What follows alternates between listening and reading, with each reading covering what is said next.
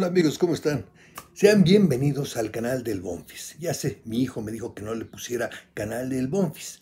Es el Bonfis y sabemos todos que este es un canal.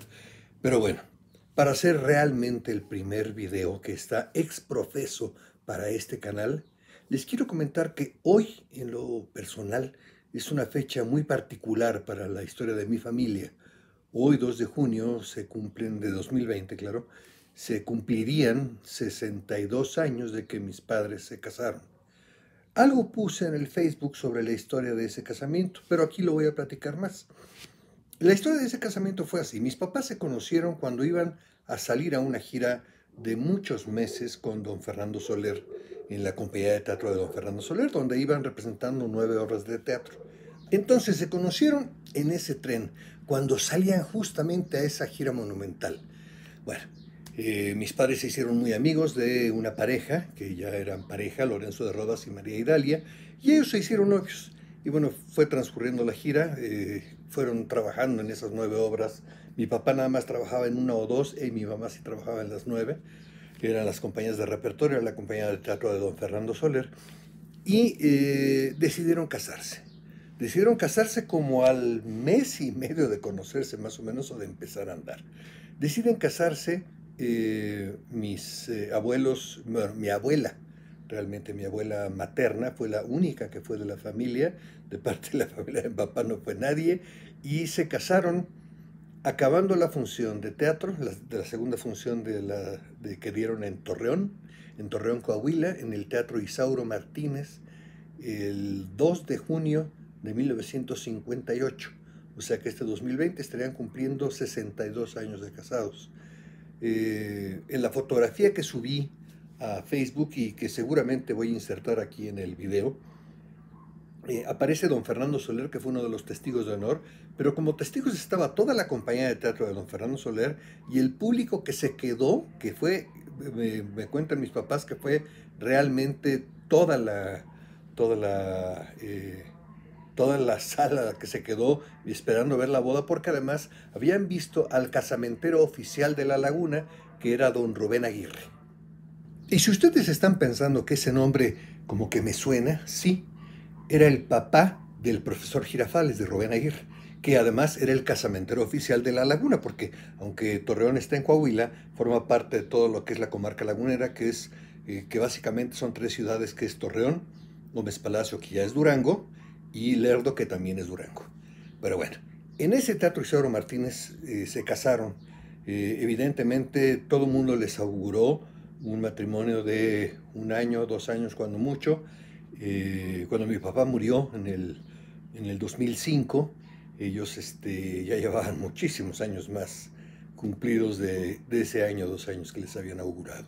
Realmente un matrimonio increíble, un matrimonio con altibajos, como todos los matrimonios, un matrimonio de dos actores, de gente creadora, de gente que bueno, no somos sencillos de alguna manera, no somos sencillos en el sentido de que vivimos con nuestras emociones a flor de piel, vivimos, no sé, en ese estado de repente como de estrés constante.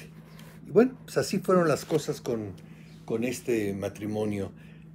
Hoy se cumplirían 62 años de que estaban casados ellos.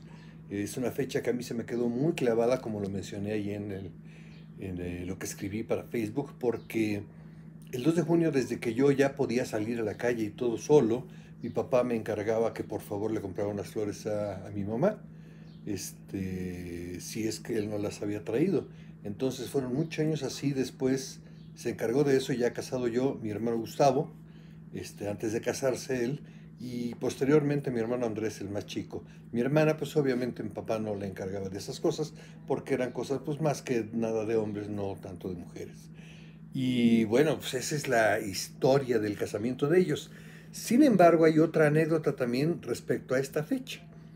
Resulta que más o menos cuando mis papás iban a cumplir 25 años de casados, que fue más o menos en el año de 1983, a mí me tocó estar en La Laguna, o sea, en Torreón, Coahuila, haciendo la obra La Celestina. Estábamos de gira con Ofelia Guilmain, Y le comenté esta anécdota a la directora del Teatro Isauro Martínez. El Teatro Isauro Martínez estuvo cerrado mucho tiempo, después se abrió gracias a una fundación o algo así que arraigó la cultura y que la trajo a una remodelación para el Teatro Isauro Martínez. Y justo para esa remodelación pasábamos nosotros de gira y nos dijeron que en ese teatro podíamos trabajar perfectamente bien. Conocí a la directora del Teatro Isauro Martínez, la señora Sonia Salum, y le comenté esta anécdota, le conté esta historia de mis papás con respecto al Teatro Isauro Martínez, y ella feliz de la vida me dice, ¿lo puedes escribir en el anuario del teatro? Y le dije, claro que sí, con todo gusto.